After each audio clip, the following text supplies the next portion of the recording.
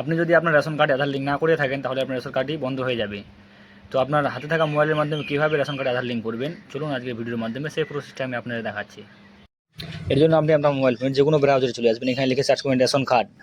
লিখে সার্চ করার পর দেখতে পাচ্ছেন রেশন কার্ড বলে একটি অপশন উপরে দেখতে পাচ্ছেন। রেশন কার্ড অফিসিয়াল ওয়েবসাইট, এটিতে ক্লিক করবেন।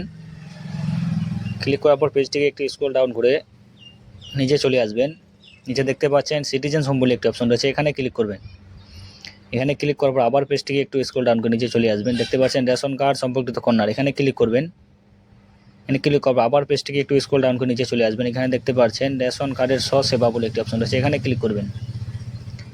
এখানে ক্লিক করার পর আবার পেজটিকে আপনারা স্ক্রল ডাউন করে নিচের দিক চলে আসবেন। নিচে দেখতে পাচ্ছেন রেশন কার্ড সক্রিয় করতে আধার লিঙ্ক বলে একটি অপশন রয়েছে, এখানে আপনারা ক্লিক করবেন।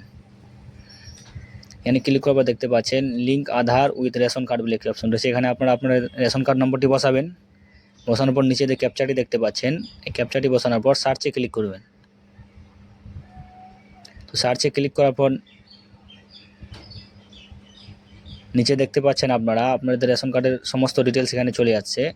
আসার পর নিচে আপনারা দেখতে পাচ্ছেন একটি অপশন রয়েছে আপনাদের আধার নম্বর বসানোর অপশন, এখানে আপনার আধার নম্বরটি বসাই দিবেন। আধার নম্বর বসানোর পর পাশে দেখতে পাচ্ছেন টিক্স বক্স বলে একটি অপশন রয়েছে, এখানে আপনারা টিক্স করার পর সেন্ড ওটিপিতে ক্লিক করবেন। আপনার আধার কার্ডের সঙ্গে যে মোবাইল নম্বরটি লিঙ্ক রয়েছে সেই মোবাইল নম্বরে একটি ওটিপি যাবে এবং ওটিপিটি আপনারা বসানোর পর সাবমিট করলে আপনার রেশন কার্ডের সঙ্গে আধার লিঙ্ক হয়ে যাবে। এভাবে আপনারা খুব সহজেই আপনার মোবাইলের মাধ্যমে রেশন কার্ডের সঙ্গে আধার লিঙ্ক করাতে পারেন।